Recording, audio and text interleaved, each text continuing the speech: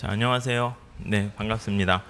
자, 우리가 이번 강의에서 할 거는요, 그 경제학 그 회계사 문제에서 그 계산 문제를 좀 이렇게 주로 다루려고 해요. 그래서 좀 이른감이 없진 않지만 지금 이렇게 한 번쯤 체크해 두시고 그걸 이제 반복해 두시면 나중에 말 문제 같은 거는 조금 약간 부담이 떨어져요.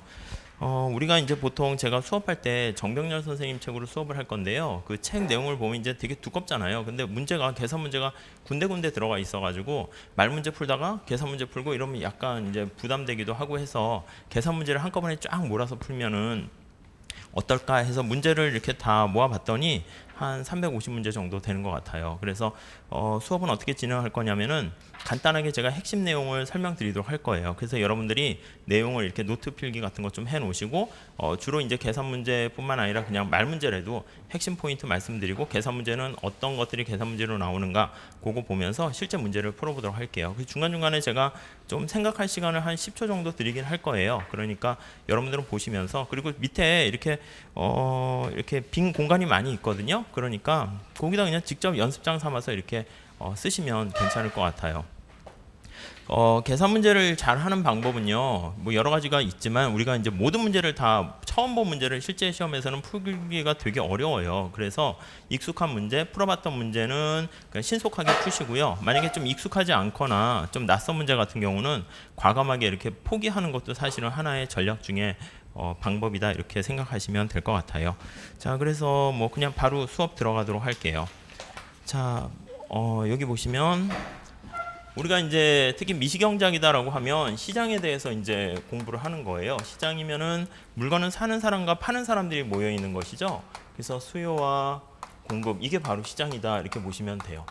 자, 수요와 공급에서 제일 중요한 게 바로 뭐냐면은요, 가격이에요, 가격. 그래서 특히 미시경제학은 가격론이다 이렇게 얘기하고요. 이걸 바로 이제 아담 스미스는 보이지 않는 손이다 이렇게 얘기합니다. 자, 그래서 기본적인 수요 곡선과 공급 곡선을 보면 수평축에 Q가 있고 수직축에 P 이렇게 있어요. 그냥 XJ 가격과 XJ 수량이라고 표시할게요. 자, 우리가 그리고 그래프를 보시면은요, 그래프를 힘들어하는 사람들이 많이 있는데 이렇게 축이 두 개밖에 없잖아요. 그러니까 주인공이 뭔가를 잘 판단하시면 되겠고, 이게 이제 주인공이 뛰어노는 무대예요. 자, 두 주인공 우리가 캐치해내시는 게 중요하고요. 그 다음에 두 주인공 중에서 누가 더 중요하냐라고 하면은 얘가 더 중요해요. X축에 나와 있는 거. 그래서 얘한테 좀 더 관심을 갖고 보시면 될 것 같아요. 자, 그랬을 때 우리가 아시는 바와 마찬가지로 수요 곡선은 우하향하고요, 공급 곡선은 이렇게 우상향한다 이렇게 보시면 되겠어요. 그래서 이렇게 수요 공급 곡선을 얘기했을 때는요, 또 전제 조건이 뭐냐면 모든 시장이 다 이렇게 불안정 경쟁 시장이 아니라 아무 얘기도 안 하면 완전 경쟁 시장을 전제로 깔고 있다 이렇게 보시면 되겠고요. 문제 풀 때 포인트예요. 자, 우리가 수요 곡선과 공급 곡선이 둘이 만나는 게 시장이 균형되는데 완전 경쟁 시장의 장점이 무엇인가라고 하면은요, 여기가 균형 산출량이 되는 거잖아요. 자, 그랬을 때 이 최적 산출량에서 더 생산을 많이 하거나 더 적게 하거나, 우리가 이제 주로 정부가 여러 가지 규제를 통해 가지고요, 조세를 부과하거나 수량 통제를 통해서 생산량이 이렇게 줄어들게 되면은 아시겠지만 사회적 후생 손실이 생겨요. 그래서 이만큼 사회적 후생 손실이 생긴다라는 거 아실 거고요. 그 다음에 생산량이 좀 더 많아져도요, 사회적 후생 손실이 생겨요. 그러니까 과유불급이라고 더 많이 생산하거나 더 적게 생산하거나 바람직한 최적 생산량보다 디비에이트가 되면은 생산량이 이렇게 많아졌죠. 그럼 여기서도 이렇게 사회적 후생 손실이 생겨요. 그러니까 우리가 이제 살펴볼 거는 조세를 부과할 때 발생하는 사회적 후생 손실 또는 보조금을 부과하게 되면 바람직한 수준보다 과잉 생산되는데 그때 발생하는 후생 손실 이런 것들 살펴보게 될 거예요. 아무튼 우리가 지금 살펴볼 거는 요 수요와 공급이 되는 건데, 자, 요거 한번 다시 볼게요. 자, 수요라고 해봅시다. 어떤 물건을 사려는 사람이요, 일정 기간 동안에 사겠다는 의지가 담겨 있는 건데 어떤 재화에 대한 수요, 여기에 영향을 미치는 요인들은 여러 가지가 있을 거예요. 근데 그 중에 관심사가 되는 거는 내가 X의 가격, 다른 재화의 가격, 소득 M 이렇게 영향을 미치게 되네요.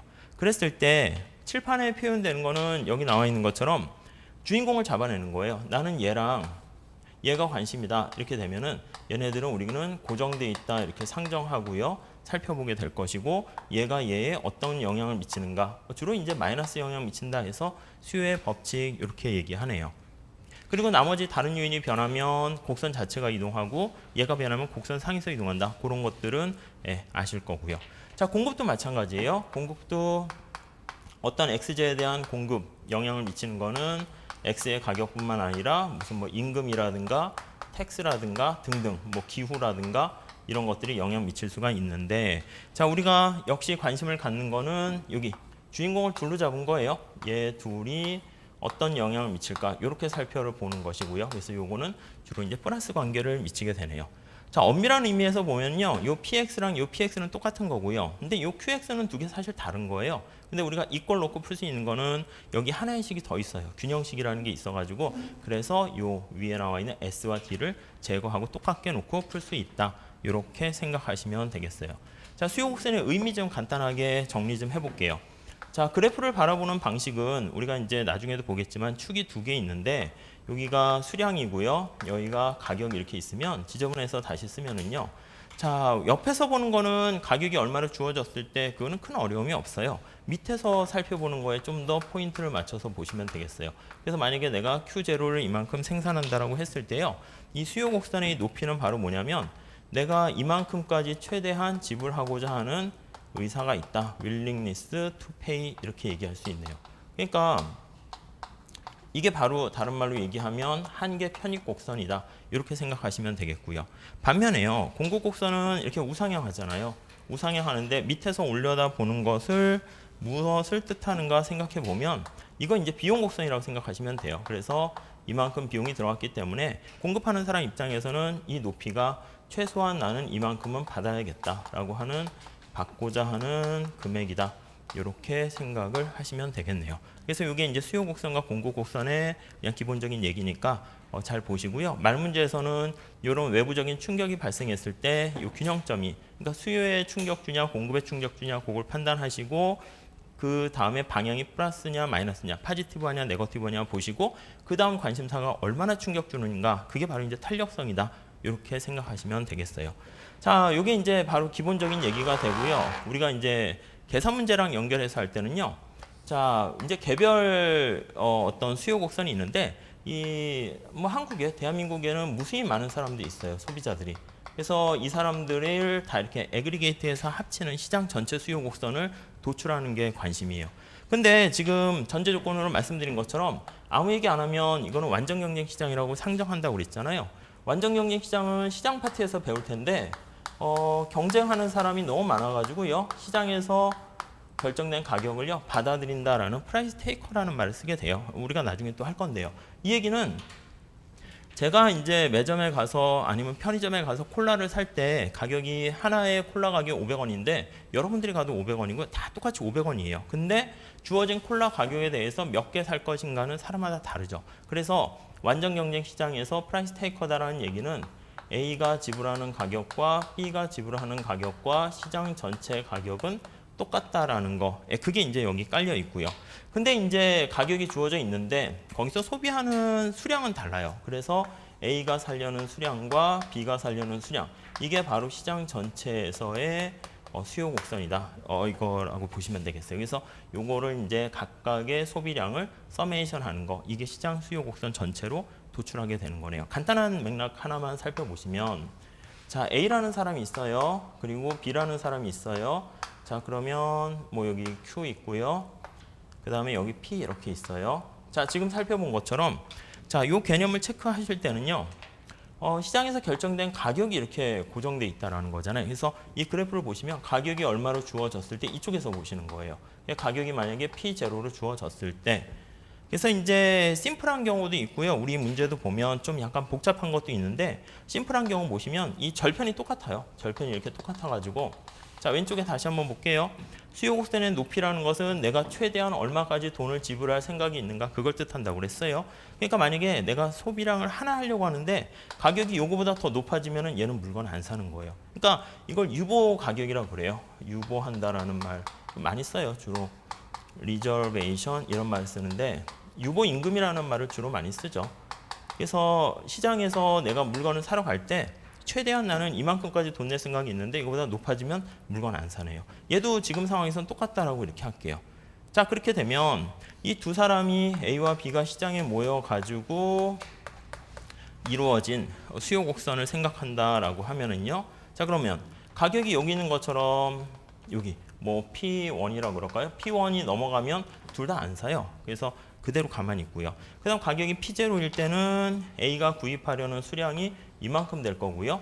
B가 구입하려는 수량도 이 경우는 뭐 똑같은 수요 곡선이다라고 하면 2배 이렇게 해주시면 되겠죠. 그래서 A가 사려는 거, B가 사려는 거 이렇게 되니까 원래 A의 수요 곡선에다가 B의 수요 곡선을 이렇게 더하게 되면 기울기가 훨씬 더 완만해지는 거 알 수 있죠. 물론 이제 두 명이니까 2배 더, 2분의 1로 더 완만해진다. 그렇게 생각하시면 돼요. 그래서 거기 첫 번째 나와 있는 문제들은 주로 이제 앞으로 1번부터 몇 번이지 한 3번까지는요. 개별 수요 곡선을 시장 수요 곡선으로 합하는 그 문제인데 요거에 포인트를 맞추셔가지고요. 우리 책에 보면 설명 이제 기울기가 완만해진다는 걸 이용해서 뭐 n분의 1을 기울기 곱해라 이렇게 나와 있는데 계산 문제 하실 때는요. 우선 첫 번째 이렇게 하셔야 돼요. 여러분들 40문제를 문제를 푼단 말이에요. 실제 시험에서. 근데 이 40문제에서요. 아시겠지만 시험이 글쎄 내년에 좀 쉬워진다고 할 수는 있는데 이번 시험도 보면 뭐 그렇게 아주 쉬운 건 아니에요. 중간에 좀 난이도 하인 게 좀 많이 들어가서 이제 체감적인 난이도가 더 쉬워져 버린 거고요. 그리고 어차피 여러분들이 몇 등 안에 이제 들어야 되기 때문에 경제학 같은 경우에 고득점을 하셔야 된다고요.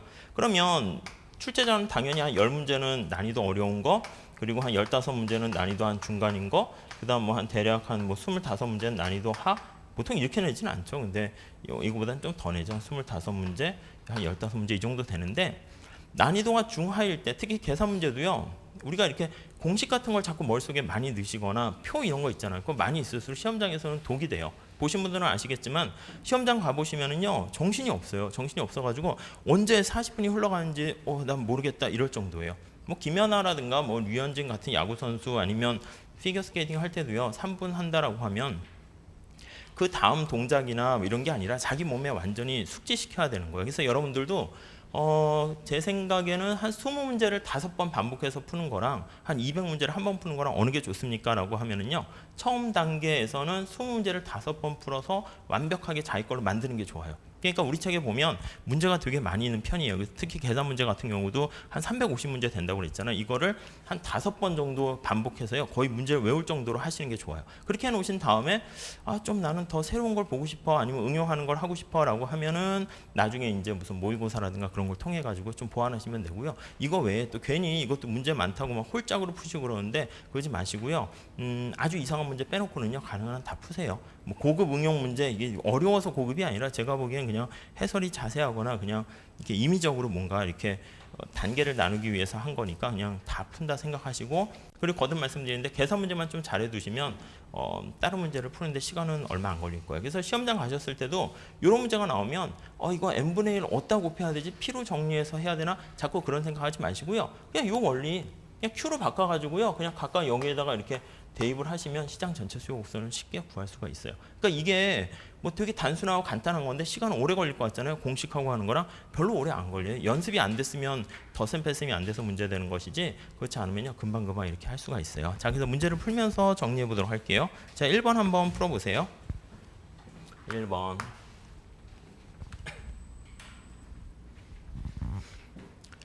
어떤 재화에 대한 시장 수요 함수를 추정해 봤더니 P 이렇게 정리되어 있네요. 감사할 뿐이네요. P로 정리되어 있으니까 문제를 조금 더 쉽게 할 수가 있네요. P 이렇게 수직축으로 되어 있고요.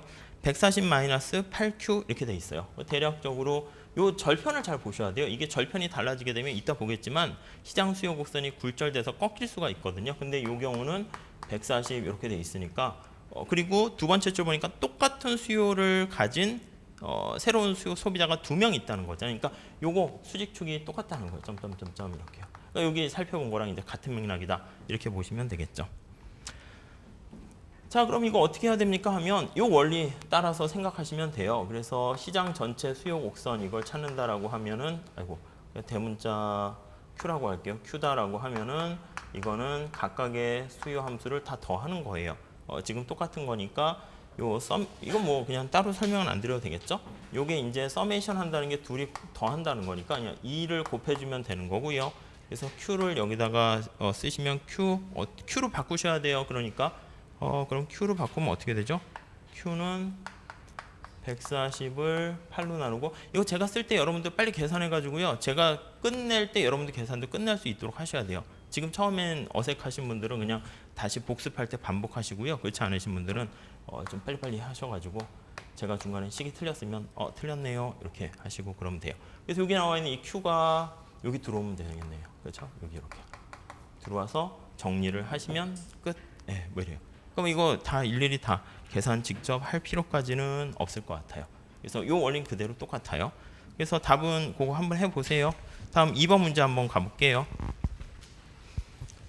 다시요. 하나 더 보면은 우리가 풀 줄 아느냐 이거 할 때 시험 문제에서 여러분들이 공부를 아주 안 하지 않으면 계산 문제는 다 봤던 거라고 보시면 돼요. 근데 이게 회계사 시험 문제는 시간 가지고 견제하기도 하거든요. 그러니까 이게 1분 내에 풀 수 있는 문제가 아니라 여러 개를 길게 해서 갖다 놓는 것도 있어요. 그러니까 여러분들이 단순한 덧셈, 뺄셈, 연산도 얼마나 빠르게 할 수 있는가 그런 것까지 숙달시키셔야 돼요. 그러니까 1분 30초, 2분 내에 문제를 못 풀면은 그거는 의미가 없다 이렇게 보시면 될 것 같아요.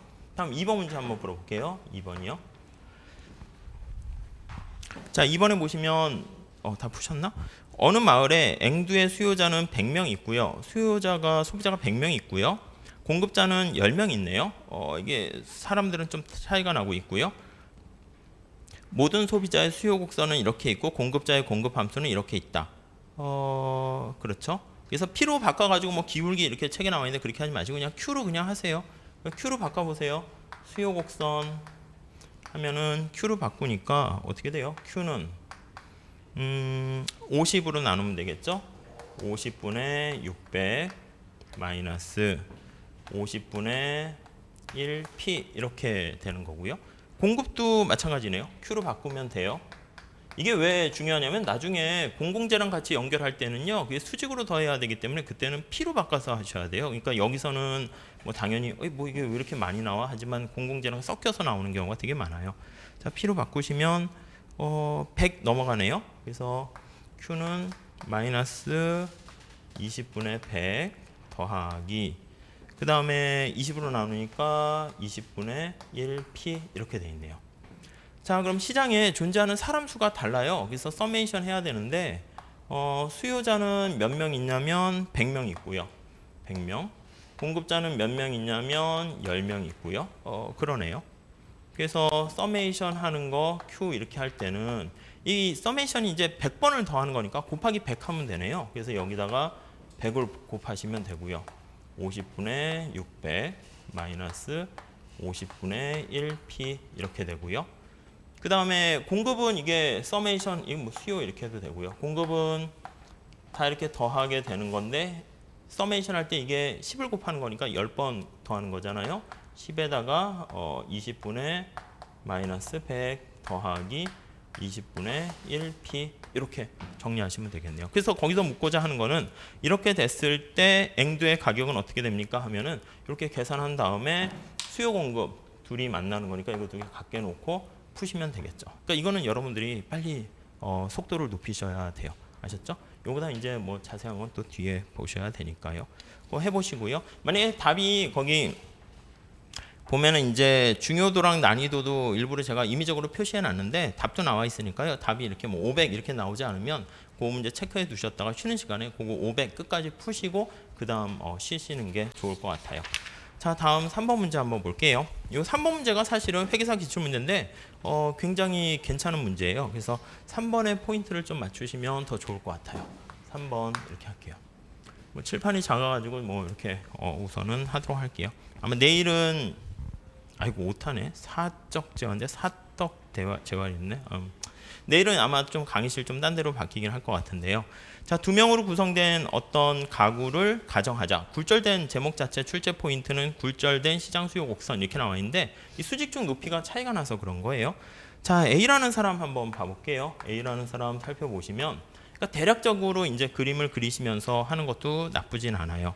자, A를 보니까 P로 정리해놨네. 그러니까 출제자가 착하신 분이죠. 감사함을 느끼고 그렇게 하시면 돼요. 10이고 여기 20 이렇게 되네요. 그렇죠? 자, 이거 보시면 되겠고요. 여기 Q고 여기 P 이렇게 있고요. B 볼게요. B라는 사람 이렇게 보면 여기가 Q고 P 이렇게 나와 있는데 B도 역시 근데 거기 보시면 아까 말씀드린 거와 마찬가지로 여기 한번 다시 볼까요? 여기다 쓸게요. P 보면 P에다가는 하첨자가 없어요. QA 이렇게 나와 있는데 QA 원래 이렇게 써줘야 되는 거예요. 그리고 B에 대한 수요 함수는 역시 마찬가지로 20-2QB 이렇게 써줘야 되는데 아까 저 왼쪽에서 말씀드린 것처럼 시장 자체에서 A가 지불하는 가격과 B가 지불하는 가격이 똑같잖아요. 시장 가격도 똑같고 그래서 여기서는 그냥 하점자가 의미 없어서 지워버린 거예요. 당연히 소비하는 양은 다르니까 A와 B의 Q는 당연히 붙어 있어야 되고요. 자, 그랬을 때 거기 한번 보시면 요거니까 그죠? 20이니까 여기가 10이고 20 이렇게 되네요. 그 다음에 이쪽에 축 우리가 이제 직접 식을 다 도출하는 것보단 각각의 절편을 찾으시는 게 중요해요. 그래서 여기 Q는 어떻게 되냐면 P가 빵일 때니까 여기는 10 이렇게 보시면 되겠네요. 기울기가 좀 이렇게 가파르게 돼 있네요. 자, 그렇게 되면 자 이걸 두 개 합하려고 해요. 두 개를 합해요. 합할 때 뭐 세로 그리긴 뭐하니까 여기다 그릴게요. 자, 아까 말씀드린 것처럼 수직주 절편이 달라요. 얘는 10이고 그러니까 A라는 애는요 가격이 10원보다 비싸면 물건 안 사는 거예요. 얘는 가격이 10원보다 비싸도 사요. 얘는 20원보다 비싸면 안 사는 거죠. 그래서 이렇게 구간을 나눌 수 있고요. 물론 얘도 여기 이렇게 나눌 수 있어요. 가격이 만약에 10과 20 사이가 되면 B만 구입을 하게 되고요. 가격이 10보다 작게 되면 얘랑 얘가 같이 구입하게 돼요. 그럼 기울기가 완만해지는데 여기 어디까지 완만해지는가를 생각해 보시면 여기가 20이고요. 여기가 10이니까 가격이 빵일 때는 20개 사고 10개 사니까 두 개 합하면 30 되는 거 대충 유추할 수 있잖아요. 그러니까 뭐 시험에서 물어보진 않겠지만 이쪽에 나와 있는 것도 그걸 보면 대략 모양이 이렇게 돼서 우리가 관심 갖는 시장 전체 수요 곡선은 이렇게 된다 생각하시면 되겠어요. 만약에 이게 객관식이니까 여기서 안 하지 주관식일 때는 시장 전체 수요 곡선을 설명하세요. 만약 미시경작이 나왔다라고 하면 이렇게 나눠서 해야 돼요. 시장의 가격이 20보다 만약에 더 크다라고 하면 수요가 빵이요. 그래서 QA 플러스 B는 QA 더하기 QB가 되는데 얘도 빵이고 얘도 빵. 둘 다 물건을 안 사는 거예요. 반면에 가격이 10에서 20 사이예요. 가격이 10보다는 큰데 20보다는 싸다 이렇게 되면 똑같이 이렇게 쓰면 QA 플러스 B의 수요 함수는 얘는 물건을 사는데 B는 얘는 안 사잖아요. 그러니까 QB랑 같아진다 이렇게 얘기해야 되고요. 가격이 0보다는 큰데 가격이 10보다는 작다 이렇게 되면 둘 다 같이 사잖아요. 그러니까 이거를 그대로 다 써줘야죠. A 플러스 B는 A가 구입하는 거랑 B가 구입하는 거 다 합한 것이다 이렇게 보시면 돼요. 자, 그래서 거기에 나와 있는 거는요 뭐냐면 이렇게 둘이 모여 있는 시장 전체 수요 함수에 대한 설명으로 옳은 것은 하면은 가격 수준에 따라서요 얘가 될 수 있고 그러니까 B만 되는 거예요. A만 나올 수는 없고요. 그 다음에 두 개 합한 거 요거 될 수 있고 요거 기울기 찾으셔가지고 여러분들 이거 어떻게 찾습니까 하면은 이거 QA랑 QB로 돼 있잖아요. 이거 그냥 바꾸셔서 대입하시면 되는 거죠. 이거 여기다가 대입을 하시고요. 그 다음에 요거 여기에다가 대입하셔서 그냥 전개하시면 그냥 되는 거예요. 아셨죠? 이거 패턴은 똑같기 때문에 그냥 여러분들은 이거 뭐가 나올지 알아야 돼요. 그래서 시험장 딱 갔는데 이게 나오면 나올 게 나왔군 해가지고 문제를 풀 수 있고요. 만약에 내가 딱 공부했는데 이게 약간 낯설고 처음 보는 스타일이에요. 그럼 그냥 제끼셔야 돼요. 그냥 안 보시고 건드리지 않는 게 가장 현명한 방법이에요. 그러니까 이런 것들은 우리 책에 나오는 게 한 3문제 정도인데 그 3문제를 막 익숙하게 해가지고요. 거의 외울 정도로 이렇게 하시면 좋아요. 아셨죠? 그거 잘 정리하세요. 자, 그렇게 하고요. 다음 페이지 가보시면 이제 탄력성에 대해서 있는데 탄력성 간단하게 조금 설명드리도록 할게요. 수업은요 보통 이제 한 50분 정도 하고 10분 쉬고 50분 하고 뭐 이런 식으로 할 거예요. 근데 거기 수업 계획서는 우리가 이제 5시 반 거기까지 하는 걸로 했는데 오늘만 원래 그렇게 했으니까 약속 잡으신 분이 있을 것 같아서 그렇고요. 다음부터는 6시까지 하시죠. 그냥 괜찮죠? 5시 반에 끝나면 이상하잖아. 뭐 그럼 약속 잡기도 이상하니까. 원래는 제가 그 뒤에 수업이 뭐 있어가지고 좀 끝나고 이제 빨리 후다닥 가서 또 뭐 해야 되는데 그냥 이 수업을 위해서 그 수업을 그냥 과감히 그냥 안 해 이렇게 해버렸거든요. 그러니까 그냥 6시까지 하고 하도록 합시다. 자, 우리 여기 한번 보도록 할게요. 자, 우리가 시장에 대해서 이제 관심을 가져요. 그래서 요거 자체도 의미가 있다고 그랬어요. 그래서 수요 곡선이 이렇게 있고 공급 곡선 요것도 의미가 있는데 우리는 미시경제학에서는 비교 정태 분석을 사용한다 그래요. 여기가 어떤 외부 충격이 있기 전에 어떤 균형점이에요. 이것도 의미가 있다고 그랬죠. 사과 시장이다라고 하면 사과의 균형 수량과 균형 가격이 얼마인가 이것도 의미가 있는 거예요. 근데 이것보다 좀 더 의미가 있는 거는 여기 어떤 외부적인 샥이 와요. 충격이 발생해요.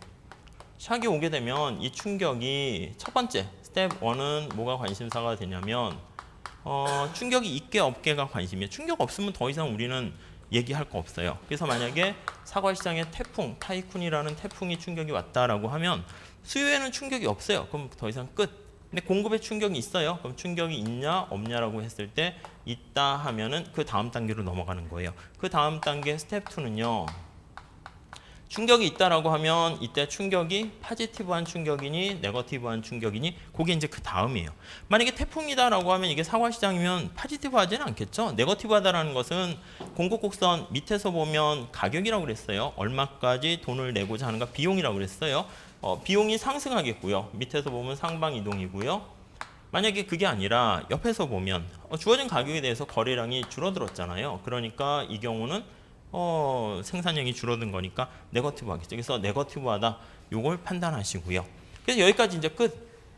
그 다음에 우리가 관심을 갖는 거는 바로 뭐냐면 스텝 3에서는 얼마나 충격을 미치니 요게 이제 관심사인데 요게 바로 우리는 탄력성이다 생각하시면 돼요. 그러니까 노란 색깔 같이 태풍이 사과시장에 영향을 미쳐서 0에서 1까지 이렇게 충격을 미칠 수 있고요. 그게 아니라 충격을 미쳤는데 요거밖에 안 미쳤어요. 2까지 조금밖에 안 미칠 수 있네요. 그 정도에 관심 있는 게 탄력성, 신축성, 뭐 반응성, 변동성 등등 다 같은 말이다라고 보시면 돼요.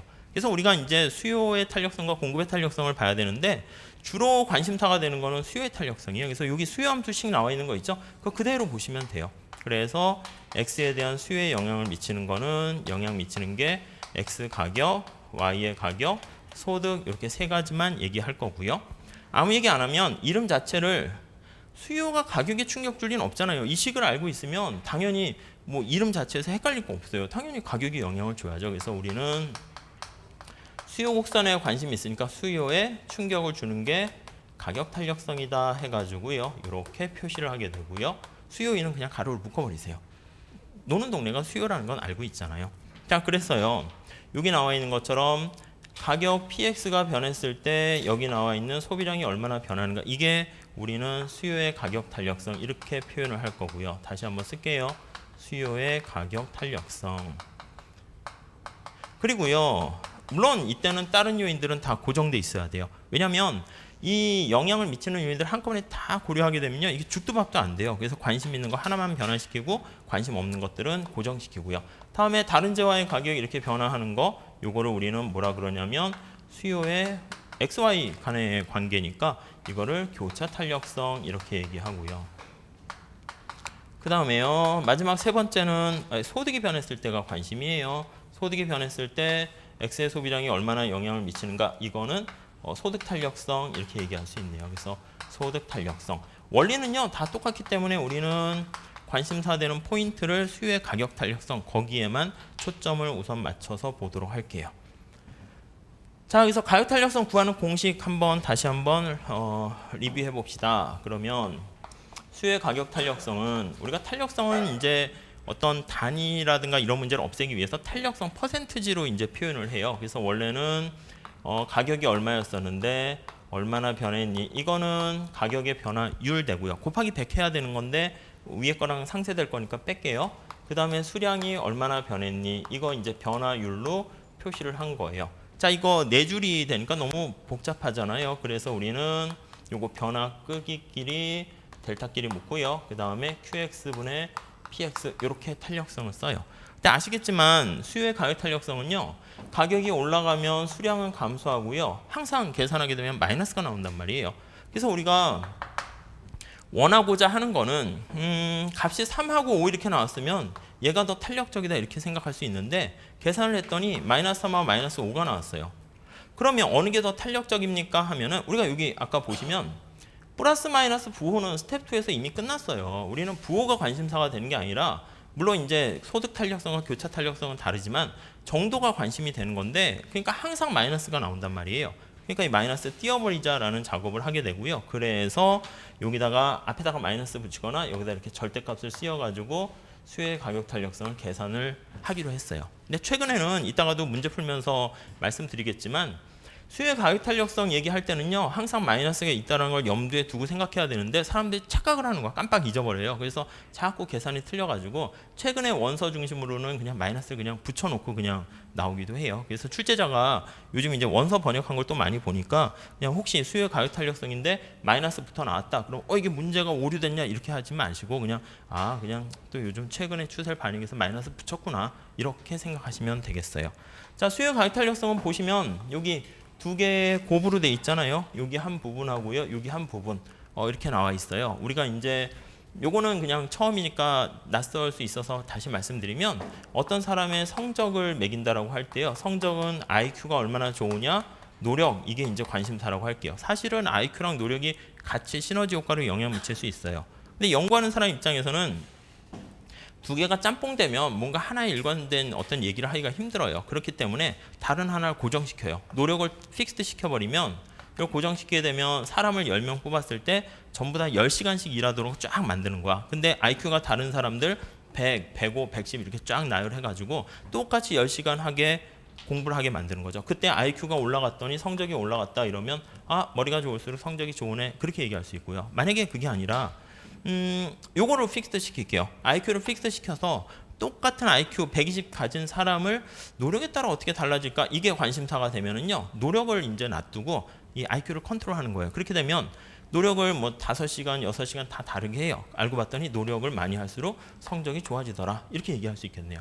그래서 요것도 두 개가 같이 있으면 둘 중에 하나를 고정시키는 거와 마찬가지처럼 이거는 사회과학에서 모두 다 똑같은 통제한다라는 그 맥락하고 똑같아요. 요것도 둘로 나눠서 볼게요. 그러면 첫 번째는 요거가 없다라고 할게요. 고정돼 있으니까 이게 없다라고 생각하시면 이게 없으니까요. 탄력성은 요거에 의해서 영향을 미친다는 거 알 수 있어요. 근데 요거 가만히 보면은 기울기 역수라는 거 아시죠?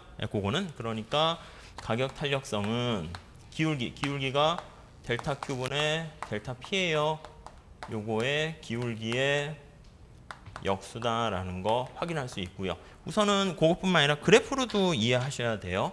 자, 그러면 여기가 QX가 되고요. 여기가 PX가 된다라고 하면은 자, 요걸 똑같이 맞췄으니까 P와 Q 어디에 있는가? 그 하나의 점에서 찾아야 돼요. 여기 점을 보면 여기는 Q0, 여기는 P0 이렇게 돼 있잖아요. 그래서 여기 P0와 Q0라는 제로라는 점에서요. 그 점에서 기울기가 다른 두 개 수요 곡선을 볼게요. 얘는 DA고요. 자, 얘는 DB라고 합시다. 이렇게요. DB. 자, 기울기가 다른 두 수요 곡선이 요 제로점에서요. 우리가 이제 가격이 충격을 주는 건데 눈곱만큼 변한다라고 상정할게요. 그래서 가격이 눈곱만큼 작아지게 되면 그때 B는 요만큼 증가하는데 A는 이만큼 증가하니까 얘가 훨씬 더 탄력성이 크다라는 거 알 수 있고요. 여기 원리에 비추어 봤을 때는 기울기가 얘가 작네요. 기울기가 작으니까 탄력성 크다 이렇게 생각하시면 돼요. 자, 극단적인 경우에는요. 이게 만약에 수요 곡선이 수평이면 어떻게 돼요? DC라고 할게요. 그러면 가격이 약간만 변해도요. 수량 Q가 엄청나게 변한단 말이에요. 그럼 이쪽으로 와보면 가격이 약간만 변해도 이게 엄청 무한대로 변하는 거니까 이때는 기울기가 제로고 탄력성은 기울기가 제로니까 무한대다 이렇게 보셔도 돼요. 식에서도 보시고 요 그림에서도 판단하시고요. 반대로요. 이 수요 곡선이 수직이 된다라고 할게요. 물론 요 점에서 물론 이게 딴 점도 다 마찬가지라서 예외적이라 할 텐데 이건 기울기가 무한대잖아요. 가격이 오르락 내리락 해도 Q가 변화가 없어요. 그러니까 이쪽에서 보면 가격이 오르락 내리락 해도 델타 Q가 변화가 없으니까 이게 빵이란 말이에요. 그러니까 이때는 가격 탄력성이 제로다라는 거 알 수가 있겠죠. 요거 하나 체크하시고요. 다음 두 번째요. 자, 두 번째 관심사 있는 거는 요거 파란 색깔 부분을 없다라고 할게요. 그러니까 파란 색깔 부분이 똑같다라고 하면은 동일한 기울기를 가진 수요 곡선을 하나 찾아내는 거예요. 이렇게 동일한 수요 곡선을 찾아내서요. QX, PX 이렇게 살펴보시면 자, 가만히 째려보세요. 째려보시면 여기가 A점이고요. 여기가 B점이라 해볼게요. 자, A와 B는 기울기가 똑같아요. 요거 부분을 통제한 거예요. 1번 요거 1, 2라고 하면 요거를 통제했을 때 요거 한번 살펴보시면 탄력성이 PX가 커질수록 탄력성 커지고요. 분자니까. QX는 작아질수록 탄력성이 커지잖아요. 자, 그러면 여기서 이렇게 간다는 얘기는 그래프가 축이 두 개니까 이쪽에서 보면 얘가 커질수록 탄력성이 커지고 얘는 작아질수록 탄력성이 커지네요. 그래서 1, 2 갈수록 탄력성은 더 커진다라는 거 알 수가 있겠죠. 그렇죠? 그래서 이 경우에는 여러분들이 아시겠지만 약간 편법에 해당하는 뽀로코 공식을 활용하시는 것도 좋아요. 왜냐하면 그래프 이용해서 하는 게 굉장히 많이 나오기 때문에. 자, 그러면 요 A점에서 탄력성 구하세요라고 하면은요, 직접 계산하는 것도 있지만 이렇게 분모분의 분자 요거 활용하셔도 좋을 것 같아요. 아니면 밑에서 닮은 꼴 이용하면 분모분의 분자 이렇게 하셔도 되고요. 물론 이것도 분모분의 분자 되겠지만 이거 길이로 하는 사람은 없겠죠. 예, 그러니까 그 정도 정리하시면 될 것 같아요. 이게 이제 수의 가격 탄력성, 그 얘기 계산하는 거, 그렇게 보시면 될 것 같고요. 자, 이것도 하는 김에 몇 개 정리해 보도록 할게요. 자, 교차 탄력성이다라고 하면 우리가 나와 있는 것처럼 다른 제와의 가격이 변했어요. y제와 x제와의 어떤 관계가 있을 때예요. 구하는 공식은 똑같아요. 그래서 다른 제와의 가격이 변했으니까 델타 py qx. 자, 이거 먼저 기준 잡아주시고요. 그 다음에 이거 뒤집어서 써주시면 되겠네요. 근데 교차 탄력성 같은 경우에는 플러스 마이너스 기울기도 의미가 있어요. 그래서 가만히 놔두시면 되는데 아시겠지만 xy가 만약에 0보다 크면 우리는 그거를 대체 관계에 있다 이렇게 보시면 되겠고요. 자, xy의 교차 탄력성이 0보다 작으면 두 제와는 보완 관계에 있다 이렇게 생각하시면 되겠네요. 자, 그리고 세 번째, 자, 소득 탄력성 볼게요. 자, 소득 탄력성은 역시 마찬가지로 소득이 한 단위 증가했을 때 소비량이 얼마나 변합니까? 그리고 QX분의 M 이렇게 생각하시면 되겠고요. 자, 이때도 플러스 마이너스 의미가 있어요. 그래서 이게 만약에 이쪽이 소득 탄력성인데 플러스고 이쪽이 마이너스다 이렇게 되면 플러스가 되면 정상제라는 표현을 쓰고요. 노멀이라는 말을 쓰게 되네요. 그리고 이게 마이너스가 나오면 소득이 증가할 때 소비량이 감소했다는 얘기니까 열등제다 이렇게 생각하시면 되겠고요. 하나만 더 보실 거는 정상제 중에서 0과 1을 기준으로 해서요. 1보다 크게 되면 사치제가 되고 0과 1 사이면 필수제가 된다. 이 정도만 체크하시면 될 것 같아요. 아시겠지만 다른 제와의 가격 대체 관계랑 보완 관계 또는 소득이 변했을 때 수요 공급에 어떤 영향을 미친가 해서 가격과 수량이 어떻게 변하는가는 항상 단골로 나오는 거니까 그거에 더 포인트를 맞추시면 될 것 같고요. 자, 이 정도 정리하고요. 문제 풀도록 할게요. 자, 1번 한번 보세요. 아니, 4번 보세요. 4번. 4번 한번 보도록 할게요.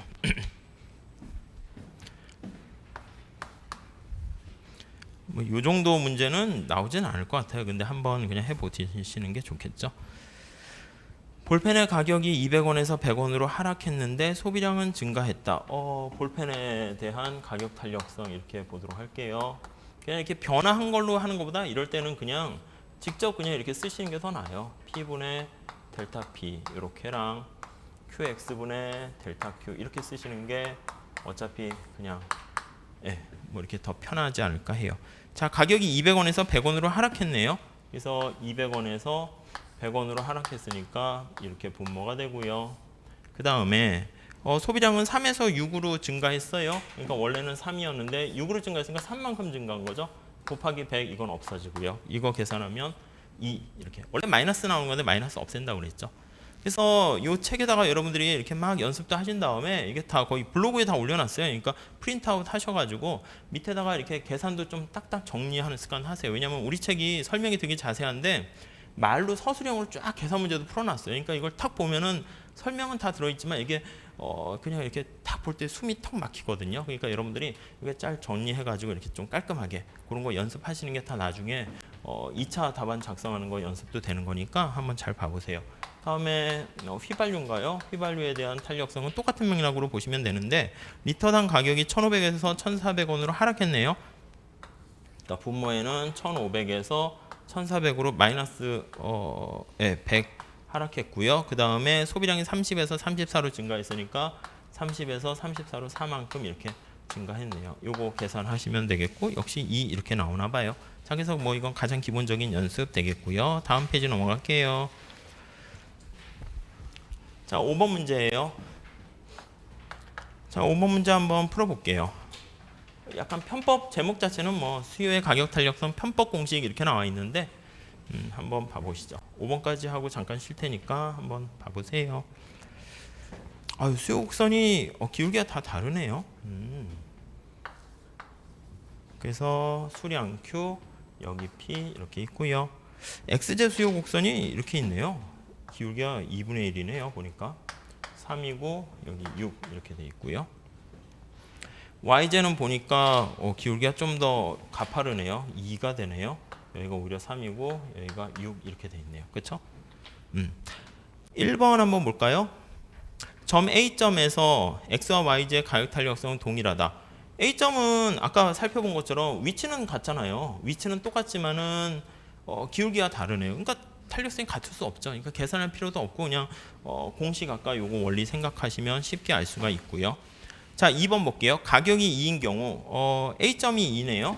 가격이 2인 경우 2일 때 X의 가격 탄력성 얼마인가? 노란 색깔이 X예요. 분모분의 분자 이렇게 하면 되네요. 그러니까 2가 돼야죠. 2분의 1이 아니라 쉽게 알 수가 있고요. 다음 3번 볼게요. 가격이 2에서 1로 하락했을 때 가격이 2에서 1로 하락했어요. 노란 색깔에 우선 포인트 맞추게 되면 1로 이렇게 하락했을 때 거기 보면 X제의 판매 수입이 증가분이 원래 판매 수입이 이만큼이었어요. 보시면 알겠지만 그죠? 이렇게 돼 있는데 그 다음에 가격이 하락한 다음에 판매 수입은 여기서 보면 이렇게 변하겠네요. 그죠? 정확하게 된 건지 모르겠지만 이 면적을 같이 비교하는 거예요. 근데 요거는 우리가 좀 이따가 다시 보게 될 총수입과 관련된 거 이렇게 보시면 돼요. 자, 기업 입장에서는 총수입이 되고요. 우리 입장에서는 총지출이 돼요. 그래서 토탈 익스펜디처 이렇게 얘기하는데 얼마짜리 하는 걸 몇 개 팔았니? 이렇게 나타낼 수가 있어요. 자, 이게 왜 의미가 있냐면 자, 지금 요 A점에서 가만히 살펴보시면은요. 자, 요거 한번 봐보세요. 느낌 자체가 여기다 썼다 이건 지울게요. 느낌 자체가 수요 가격 탄력성이 있었을 때 아까 여기에서요. A에서 이쪽 B로 이렇게 가게 되면 탄력성이 더 커진다고 그랬잖아요. 이게 보면 이쪽으로 갈수록 가격이 비싸져요.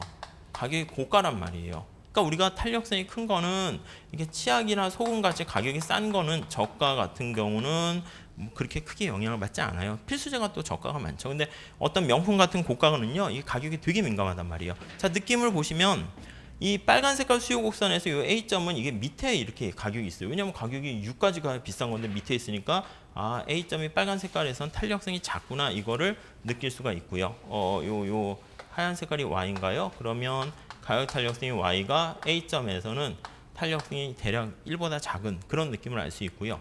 반면에 노란 색깔 동네는 이쪽 보면 분모분의 분자한 것처럼 이쪽에 있으니까 상당히 위에 있잖아요. 그러니까 탄력성이 크다라는 느낌을 우리가 느끼실 수 있을 거예요. 자, 그럼 이게 총수익과 관련해서 어떤 의미가 있냐면 가격이 하락했는데 탄력성이 굉장히 크다라고 하면 수량이 이렇게 굉장히 커져요. 그러면 총수입이 이렇게 증가하게 되네요. 그렇죠? 그걸 알 수 있는데 만약에 탄력성이 작다라고 할게요. 여기 저가 같은 경우에는 가격이 하락해도 지금 노란 색깔 같은 경우에는 저가에 해당한다고 그랬잖아요. 가격이 하락해도 수량이 증가하긴 증가해요. 그림 자체는 좀 그렇게 되는데 조금만 증가하게 되면 오히려 가격 하락으로 인한 효과가 더 커져가지고요. 총수입은 떨어진다라는 걸 알 수가 있어요. 그래서 이걸 가지고도 문제를 풀 수가 있고요. 아니면 직접 면적 비교하셔도 돼요. 이거 면적과 이거 면적 비교해서요. 더 증가했나 감소했나 할 수 있는데 그냥 이걸로 직관력을 좀 키우시는 게 더 나을 것 같아요. 자, 그래서 한번 3번 그거 잘 보시면 될 것 같고요. 다음 4번 한번 볼게요. 자, 4번 보시면 X제의 경우 가격이 2일 때보다 1일 때 탄력성이 크다?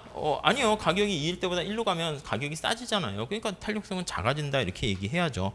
5번 볼게요. 5번도 Y제의 경우에는 가격이 4일 때보다 2일 때보다 가격 탄력성이 크다. 그냥 이제 5개 지문 만들기가 귀찮으니까 그냥 이렇게 똑같은 패턴으로 만든 게 아닌가 하는 생각이 들어요. 자, 그래서 수업은 이런 방식으로 할게요. 그래서 간단하게 포인트 정리해 드리고 문제 풀어 드리고 여러분들은 어떻게 하시냐면 바로바로 그냥 복습하시는 게 중요해요. 그래서 한 6번밖에 안 하는 거니까 지금은 좀 느리는데 우리가 거시까지 하려고 하면 거시는 이제 좀 빨리빨리 넘어갈 수가 있어요. 그래서 시간이 그래도 이제 뒤에는 좀 빨리빨리 나갈 테니까 바로바로 복습하시고 뭐 정리하시면은 뭐 그래도 보람 있는 방학을 보내지 않을까 하는 생각이 들어요. 자, 잠깐 쉬었다 10분 후에 시작하도록 할게요.